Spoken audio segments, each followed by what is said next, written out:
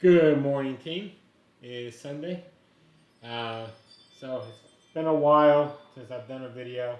I've been on vacation and doing a whole bunch of things out of the office, and so I'm kind of getting back into the swing of things. So this one will be as quickly as I possibly can here. Just nothing different is going on that what I've been writing in the post in the group chat. Pretty much what I've been. If you guys read what I've been posting, it's been fairly right on the money. So I've given you guys enough heads up to make some money on both sides. If you this is the SPX here. If you recall back when back in June, July, August when I was posting videos that we had this gap here. We had another gap over here that I cleaned out because that gap was filled, um, pretty quick. And I did mention we had this gap here that I had identified. And I did say this gap will get filled. There was no doubt in my mind that this gap will get filled. That was back on that was back in 42, 30 range. We went from 42.30 all the way to like almost 4,600, and we were like, the market's up and gone. Then from 4,600, we came right back all the way to 43.35, and we thought, okay, this is it. We go much higher now. Let's go long. And what did I tell you guys? I told you guys that ending of August, beginning of November. I'm sorry, ending of August and the month of September are the lowest months of the year, and I gave you enough heads up on this. And I also mentioned that August was a pretty bad month. August and November. Sorry, I keep saying November. August and September, and September was the worst out of the two, and that pretty much played out to to the T. So here's the downfall. We came up a little bit, all the way back to 45.30, and from 45.30 we hit all the way back down to 42.30, where here we go, 42.30, and actually lower, and this gap has been filled. So this gap, as I mentioned, has officially been filled. So we're good. Whenever we get a gap, guys, there's like a 99.999% chance that it will get filled. And here we go. We got a gap right here. So let me see here. Let me put it, sorry, let me start right here.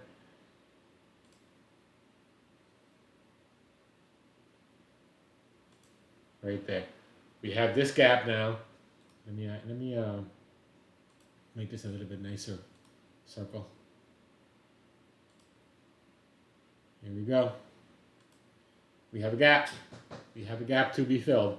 From here to here.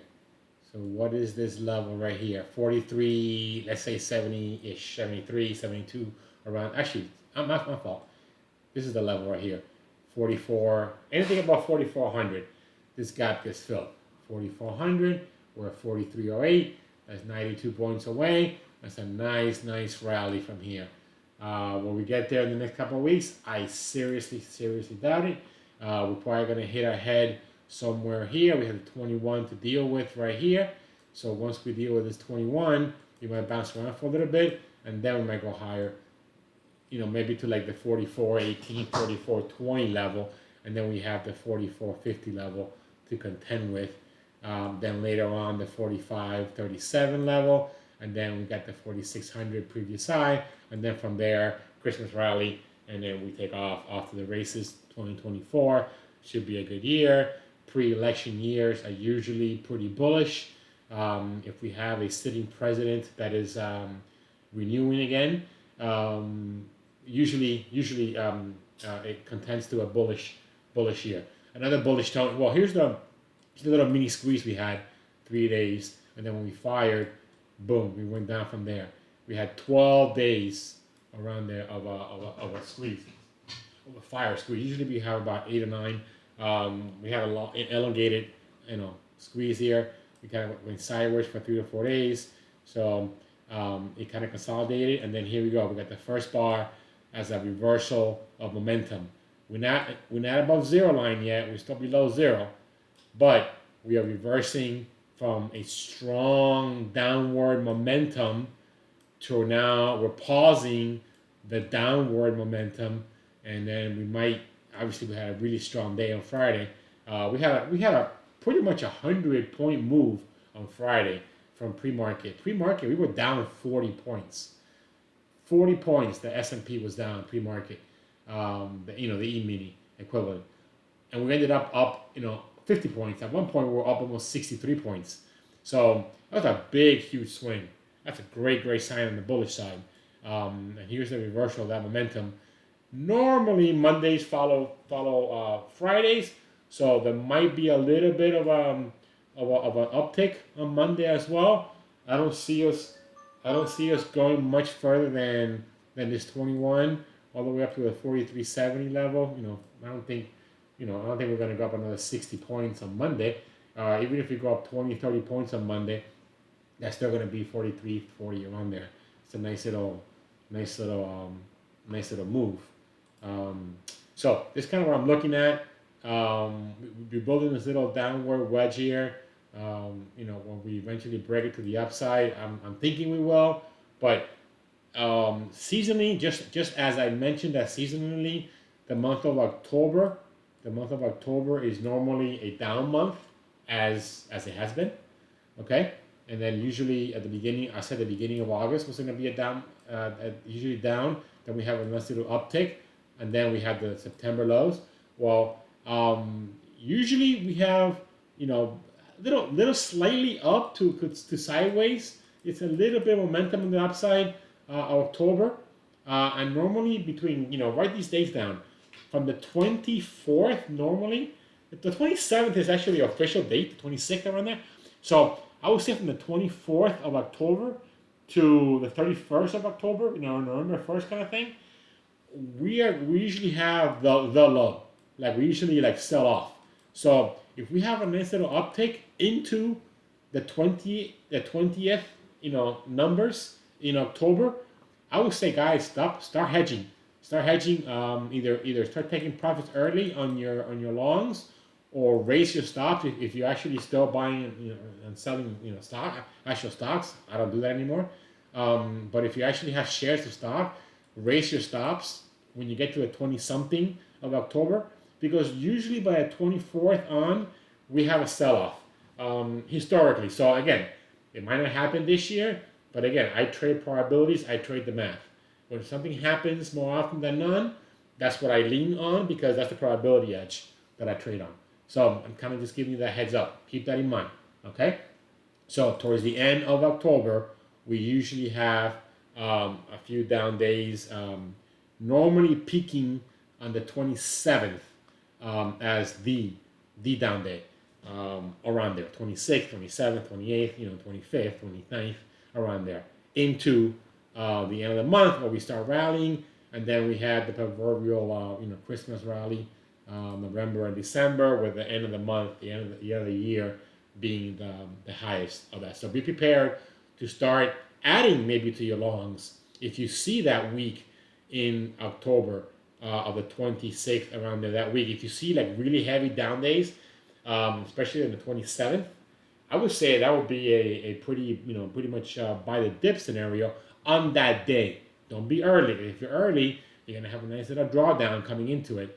So if you see a down day, 25th, 26th, 27th, 28th, I would say start slowly adding to your long positions. The way I would do that is I would start selling short puts on the market heavily. I would not sell any short calls because I'm expecting a rally, and I'll probably be taking off my hedges at that point. So that's kind of how I'm playing that. The way I'm trading the market right now, if you can see my my little lines here, I have raw calls and raw puts. I'm basically just doing iron condors or leaning, if the market is leaning one way, selling short verticals, short put verticals and short call verticals. So right now I have a nice little strangle via an iron condor on the SPX. Anything above 43.65, I need to roll. Anything below 42.35, I need to roll. So that's kind of where I'm at. September was my personal highest profit and loss month of the year. I had my biggest gain in September for the year, that 1 month, just because I was expecting what it was expected by the whole market, which is a sell-off in September. So usually those things come to fruition, which is what I mentioned to you guys with plenty of time. So I hope you took advantage of that. And now I have a little. I've been putting in longs. I have a drawdown because we still kind of going down a little bit, but I had a nice great day on Friday as I was flying back to the U.S. So I'm positioning myself long again, slowly, not a lot, because I am expecting that last week of October to be a sell-off where I will be heavily adding to my longs around that end of the month in October. So that's kind of how I'm playing the market these days, guys. I'm basically just selling premium. I'm a 100% premium seller, and I do it through non-correlated vehicles. So I trade the ES, the SPX. I do oil. I do live cattle, lean hogs, natural gas, gold, the euro, the Aussie dollar, non-correlated futures. So I can still receive theta. I can still receive premium as the market does whatever the market does, and I have non-correlated assets working for me, depreciating in value over time, and I'm collecting daily income on those via 90-day DTE option selling strategies. On the SPX, I'm doing the same thing. I'm doing dailies and weeklies option selling strategies. And on the ES, E-mini, I'm doing 90 days and 120 days, little bit more strategic, higher level put premium selling strategies with built-in hedges that I could discuss with you guys on a one-to-one if you're interested in those strategies. So right now we are on a 3 ATR. These are the channels, the extremes. We are an extreme over here, and we kind of went up a little bit. We're hitting extremes here, and so the probabilities are, and also if you notice here, we turn into the breakout tool. We turn into all three greens that day. With like I said, the momentum reversing from a strong downturn to a pause reversal. I still don't have, first we're going to get, the blues, the dark blue, and then we're going to get the light blue when we start getting momentum. The equivalent of this is this, right here, strong momentum to the upside. We're still kind of fighting a lot of headwind, okay? We still we just cleared the 80 MA. We still have to clear the 21, the 34, the 55. So we still have a lot of headwind ahead of us.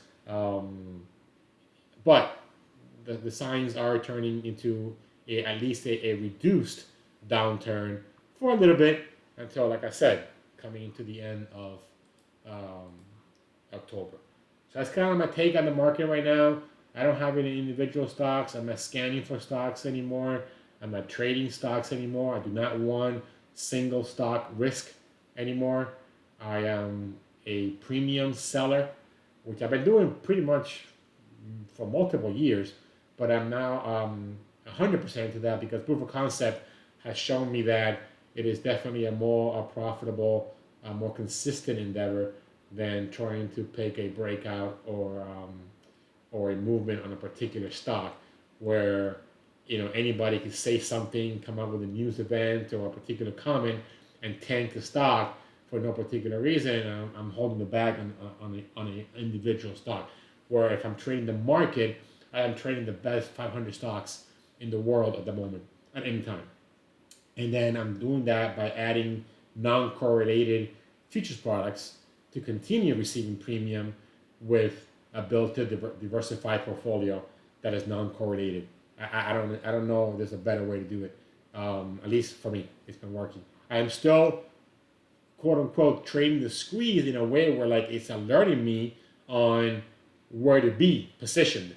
So for example, here, when I saw the squeeze forming and this downward turn here, okay, so I am not going to be selling short puts in this scenario, right? Because I'm seeing that we're turning, and we're going to probably fire to the downside. And if we fire here, I am not going to be selling short puts here. I'm not going to be stepping in front of this. So what am I doing? I'm selling the heck out of short calls up here. The whole month of September, I was selling short calls here. Why? Because I'm reading the technical analysis and the probabilities that we're going lower, and also the seasonal analysis that I have an edge on, and I'm just banking on the probabilities. Now, what am I seeing here? I'm seeing the slowing of the downward move. I'm seeing the reversal of the momentum to the downside. I'm seeing the beginning of a turn to the upside. And what am I going to do? Well, I am not going to be selling short calls up here now. I already have short calls that I have on right now because I don't think the market's going to go up another 50 points on Monday. And if it does, well, I just roll.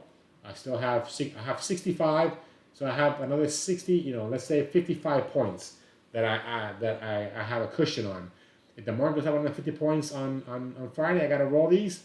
My other whole entire portfolio of longs are going to benefit me greatly as it did on Friday. So I am basically hedged, and the whole premise is running as neutral delta as I possibly can. So when you're running a delta neutral portfolio, you're basically hedged on both sides, and all you're doing is collecting daily theta, which is the epitome of a premium seller. You're basically collecting money every single day on the time decay of the premium of the options you sold. You don't care which way the market goes because all you're doing is maintaining your deltas as neutral as possible. So the market goes down, your short calls are going to be profitable and your hedges are going to be profitable. And then if the market goes up, your longs are going to be profitable, and then you re-up your hedges to maintain your delta neutral position. It's just a matter of managing your portfolio like a professional. This is a business. I'm running it as a business. I hope you are as well. So this is where I'm at with things, guys. This is what I'm looking at. This gap will get filled. I don't want to say, you never say guarantee in trading. I'm not going to say the word guarantee, but I'm going to say the probabilities are pretty high that this 4,400 will get filled. Most likely before the year is over.